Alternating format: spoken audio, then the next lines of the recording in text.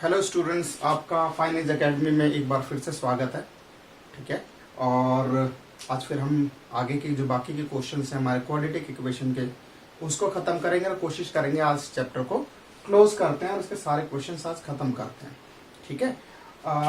तो हमारे पास अगला जो क्वेश्चन आ गया है, फिर से ट्रेन वाला क्वेश्चन आ गया है। ट्रेन वाले क्वेश्चन में मैंने आपको समझाया था कि करना क्या है।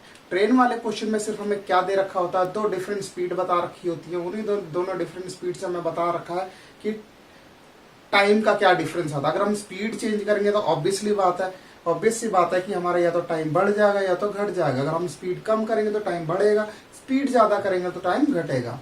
ठीक है। अभी तक हमने जो लास्ट 2-3 क्वेश्चन करे हैं ट्रेन वाले क्वेश्चन, उसमें क्या बोला गया था कि हमारे पास एक ट्रेन है, एक ही ट्रेन की बात की गई थी कि पहले वो नॉर्मल स्पीड से चलती है, फिर उसके बाद या तो उसकी स्पीड बढ़ा देते हैं तो या तो स्पीड उसकी कम कर देते हैं। बट अब हमारे पास ना दो ट्रेन की बात कर रही है इस क्वेश्चन में। अब हमारे पास दो ट्रेन है और दोनों ट्रेन में एक की स्पीड ज्यादा है और एक की स्पीड कम है।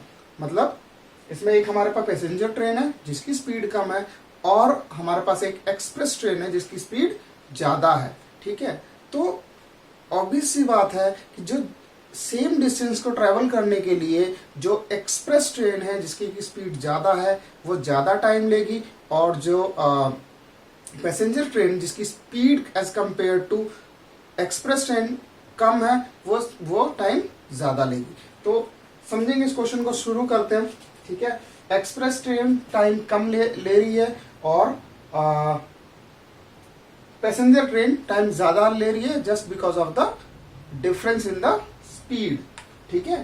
तो बिल्कुल वैसा ही क्वेश्चन है, कुछ में इसमें डिफरेंट नहीं है, बस एक ही चीज डिफरेंट कर दी है। पहले हमें एक ही ट्रेन की अलग अलग स्पीड बताई थी, अब हमें दो अलग अलग ट्रेन रखी है और दोनों की अलग अलग स्पीड है। बिल्कुल वैसे ही करना, कुछ भी इसमें नया नहीं है। देखो हम पढ़ते हैं क्वेश्चन को कि एन एक्सप्रेस ट्रेन में लिखना भूल गया यहाँ पे। Express train takes 1 hour less than the passenger train.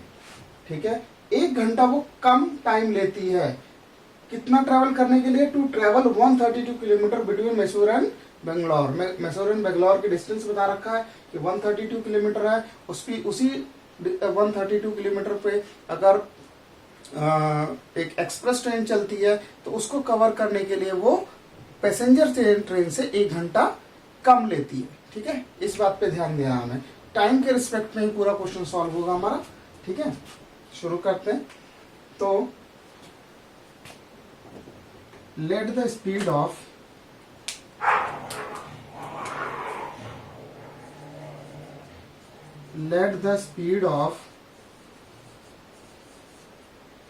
passenger train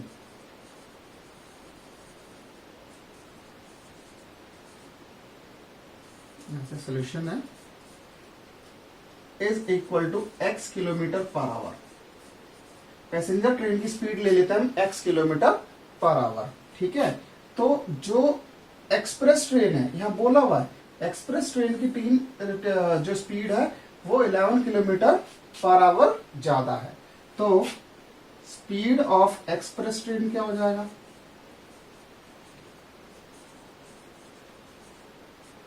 वो हो जाएगा x plus 11 kilometre per our. ठीक है। दोनों का डिस्टेंस सेम है। ठीक है। डिस्टेंस जो है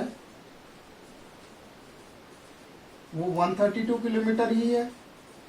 इस 132 किलोमीटर को पैसेंजर ट्रेन कितना टाइम लेगी ट्रैवल करने में, तो टाइम निकालने का फॉर्मूला, पैसेंजर ट्रेन का अगर हम टाइम निकाल रहे हैं तो डिस्टेंस अपॉन स्पीड, अगर हम एक्सप्रेस ट्रेन का निकाल रहे हैं डिस्टेंस अपॉन स्पीड उसकी। ठीक है। तो टाइम मार्कर से नहीं चला,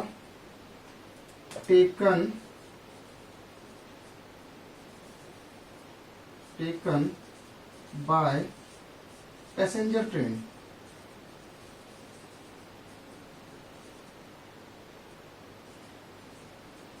कितना डिस्टेंस है, इतना 132 किलोमीटर और उसका स्पीड कितनी है x किलोमीटर पर आवर। तो इतने घंटे टोटल लग जाते हैं। Time taken by express train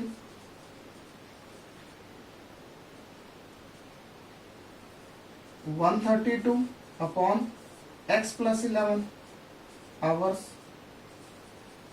आप देखोगे कि हमने अभी बताया था, ठीक है, कि जो एक्सप्रेस ट्रेन है वो 1 घंटा कम ले रही है, ठीक है, यानी टाइम ज्यादा कौन ले रहा है, पैसेंजर ट्रेन ले रही है, क्योंकि उसका स्पीड जो है वो कम है, ठीक है। तो अगर मैं इस टाइम को और इस टाइम का डिफरेंस निकालता हूं, ठीक है, दोनों जो ट्रेन टाइम ले रही है उसका डिफरेंस निकालता हूं, तो कितना आता है, 1 आवर आता है, ठीक है। तो according to question 132 upon x, ये जो पैसेंजर ट्रेन टाइम ले रही है, माइनस 132 अपॉन x प्लस 11, ये एक्सप्रेस ट्रेन टाइम ले रही है, इज इक्वल टू 1। यही बोला हुआ है, पहली लाइन में बोला हुआ कि एक्सप्रेस ट्रेन जो है 1 घंटा कम टाइम ले रही है। ओके, अब इसको सिंप्लीफाई ही तो करना है, बहुत सारे क्वेश्चन करे हैं सर ने। तो इसका एलसीएम लिया, ये आ गया, क्रॉस मल्टीप्लाई हो जाएगा 132 x प्लस 11, ये इधर मल्टीप्लाई होगा माइनस 132 और ये x इधर मल्टीप्लाई हो गया, इज इक्वल टू 1। ठीक है, मल्टीप्लाई कर लेते हैं। 132 x प्लस 11 टू 22, 11 टू 33, 35, 40, इतना आ गया जी, माइनस 132 x। नीचे भी मल्टीप्लाई कर लेते हैं तो हमारे को मिल जाता x square plus 11x is equal to 1। ठीक है, ये 132x, ये 132x कैंसिल आउट हो जाता है। क्यों कैंसिल आउट हो जाता? क्योंकि एक पॉजिटिव है एक नेगेटिव है, सेम वैल्यू। ठीक है जी, अब आगे सिंप्लीफाई करते, क्रॉस मल्टीप्लाई कर लेते हैं। बहुत सिंपल है, उधर 1 ही तो है, तो 1 से इधर मल्टीप्लाई करो, इधर मल्टीप्लाई करो, नीचे इसके 1 है, क्रॉस मल्टीप्लाई करोगे तो बहुत सिंपल है, एक्स स्क्वायर प्लस 11x इधर आता, इधर आता 1 4 5 2, इसको इधर लेके आओगे, x square plus 11x minus 1 4 5 2।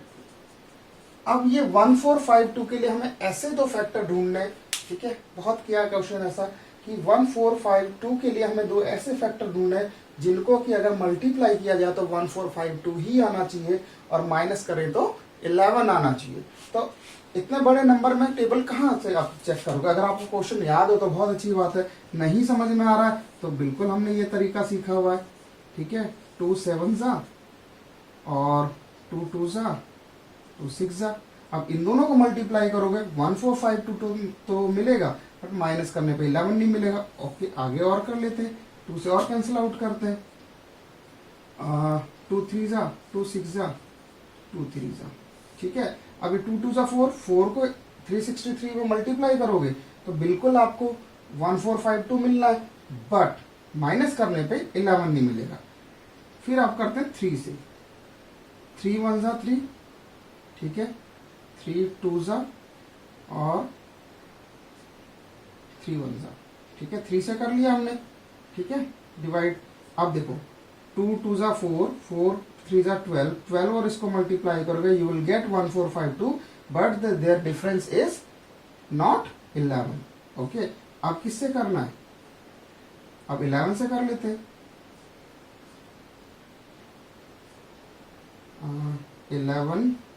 11 जा, ठीक है, ये नंबर्स आ गए जी हमारे पास, ये नंबर्स आ गए।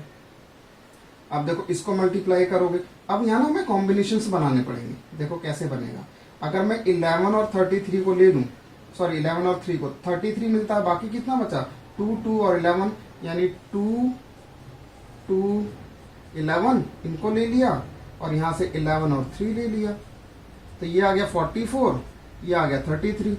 तो 33 और 44 हमें मिल गए नंबर। तो इस तरह से आप, जब आपको नंबर नहीं मिल रहे, फैक्टर्स नहीं मिल रहे, तो ये तरीका हम यूज कर सकते हैं। बाकी नहीं आ रहा तो आपको डी का फॉर्मूला सीखा हुआ आपने, आप डी को यूज करके तब भी आंसर निकाल सकते हो। तो x square plus 44x minus 33x minus 1 4 5 2 equals to 0। ठीक है, यहाँ पे क्या कॉमन है? यहाँ पे x कॉमन है, x प्लस 44 बच गया ब्रैकेट में।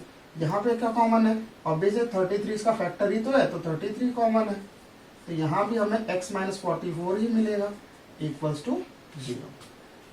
ठीक है, यहाँ पॉजिटिव हो जाएगा, है ना, तो मैंने गलती कर दी थी, यहाँ माइनस है, माइनस लेते ही ये साइन चेंज हो जाता है। तो हमारे पास क्या क्या मिला, एक मिला x प्लस 44, x माइनस 33 दूसरे ब्रैकेट में आ गया। ठीक है, अब हमारे पास x की दो वैल्यूज आ गई हैं, x की दो वैल्यूज हमें मिल गई हैं। ठीक है, तो x प्लस 44 को अगर मैं 0 के इक्वल रखूंगी, x इक्वल टू माइनस 44 हो गया, जो कि नॉट पॉसिबल होगा।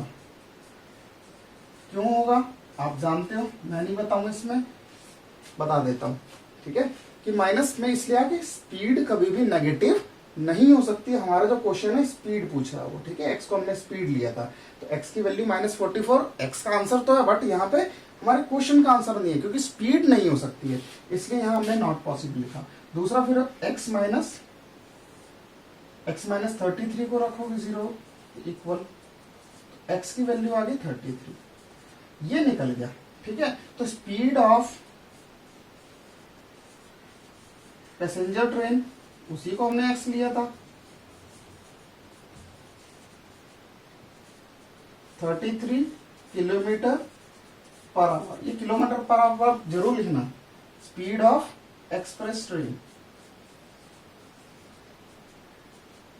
इससे 11 ज्यादा है, 11 प्लस कर दो, 44 किलोमीटर पर आवर। ये क्वेश्चन हमारा निकल गया। ठीक है, आपने देखा है हम टाइम के रिस्पेक्ट में ही निकालते हैं, उसका हमें डिफरेंस दे रखा होता है। ठीक है, अब आपको एक क्वेश्चन आसान लगने चाहिए, बहुत इंपॉर्टेंट है, एग्जाम में बहुत आता है। ओके, अगले क्वेश्चन की तरफ चलते हैं।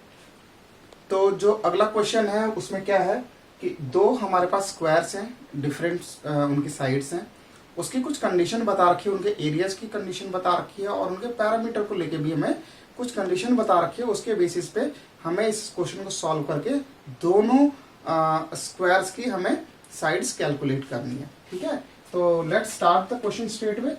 तो हमारे पास दो स्क्वायर है, एक छोटा है लेट्स से, और दूसरा बड़ा होगा, तो छोटा होगा, हमने इसको पहले ले लिया। इसकी साइड मान लो a है, इसकी साइड जो है b है। ये एक्स वाई ले लो, हम एक्स वाई पे क्वेश्चन कर रहे हैं, इतने सारे एक्स वाई ले लो।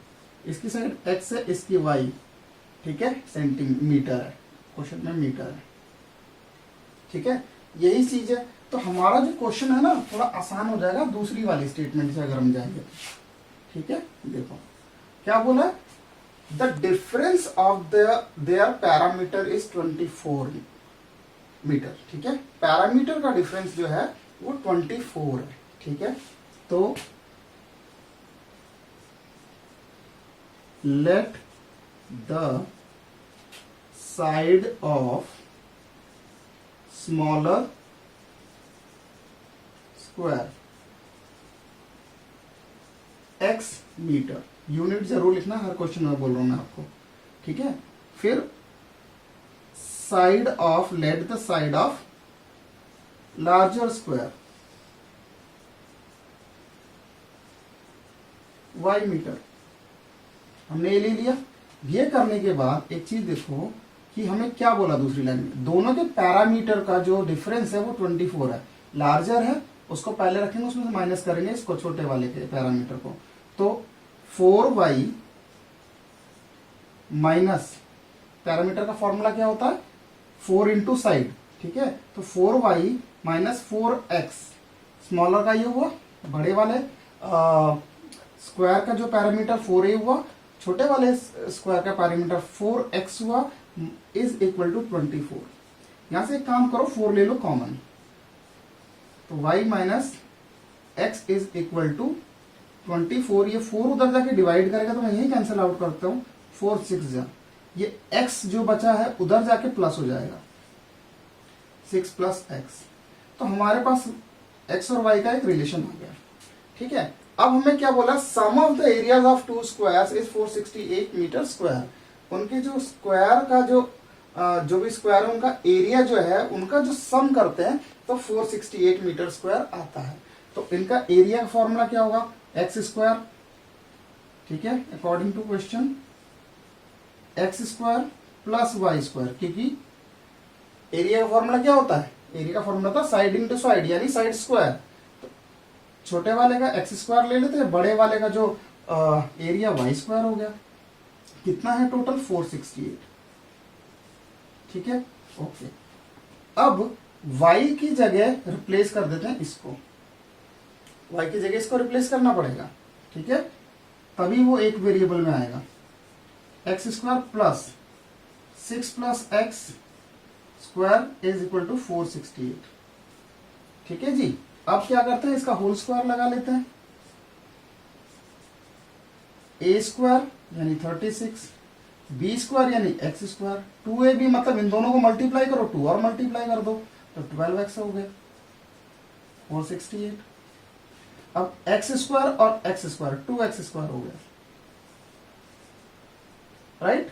फिर बचा है यहाँ पे 12x को पहले लिख लेते हैं, फिर रह गया 36 और ये 468 यहाँ के माइनस हो गया।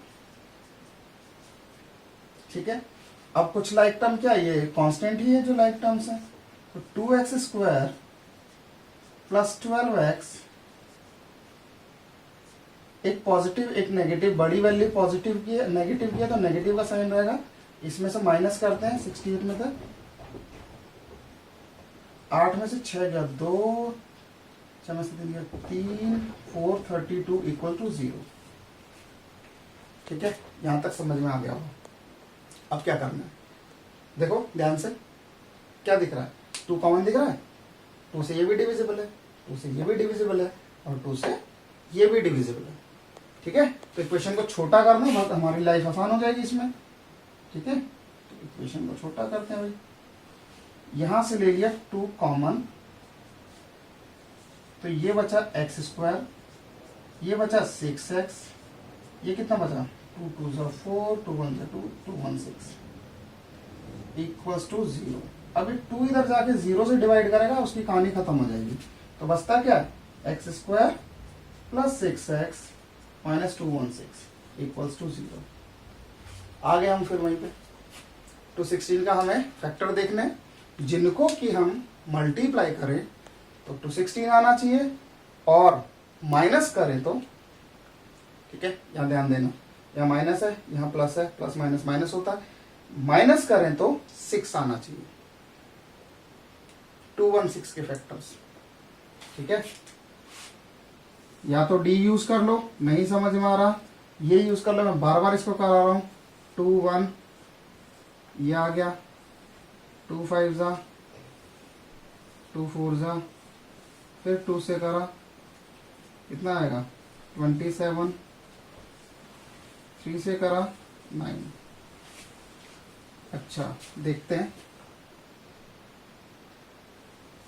इनको मल्टीप्लाई क्या करो क्या आता है, हमारा फैक्टर क्या हो 2 2 2 3 और 9, ये हमारे फैक्टर है। तो अगर मैं इन तीनों को मल्टीप्लाई करूं तो क्या आता है 12 हो गया हमारा एक नंबर, और इसको मल्टीप्लाई कर लो तो क्या आता है 18 हो, तो क्या 18 और 12 मिल गया हमारे पास। ठीक है, ये तरीका सीख लोगे अच्छा रहेगा, टाइम बचता है। 18x minus 12x minus 216 equals to 0। यहां से लिया हमने क्या x कॉमन, तो x प्लस 18 बचा। ठीक है, माइनस यहाँ पे 12 कॉमन है क्योंकि 12 से डिविजिबल है, 12 से डिविजिबल है, 12 का वही फैक्टर था 216 का। तो x प्लस यहाँ माइनस है प्लस हो जाएगा क्योंकि माइनस में हमने कॉमन लिया है। ठीक है, तो ये बीच वाला माइनस प्लस हो जाएगा, ये आ जाएगा 18 इक्वल्स टू 0। x प्लस 18 हमारा कॉमन हो जाता है, यहां से हमें x मिलता है, यहां से माइनस 12 मिलता है, इक्वल्स टू 0। अब क्या करना, 0 से इक्वेट करना, x प्लस 18 को इक्वल टू 0 लिखोगे, x की वैल्यू आ जाएगी माइनस 18। ये नॉट पॉसिबल होगा, क्यों होगा नॉट पॉसिबल, सोचो। नॉट पॉसिबल इसलिए होगा कि हम इसकी साइड्स निकाल रहे हैं। ठीक है, वो लेंथ है, कभी भी नेगेटिव नहीं हो सकती। अच्छा, x minus 12 equal to 0, x की वैल्यू कितनी आ गई 12, ये तो सही है। यानी हमने x किसको लिया था, स्मॉलर को, हमने स्मॉलर को x लिया था, तो साइड ऑफ स्मॉलर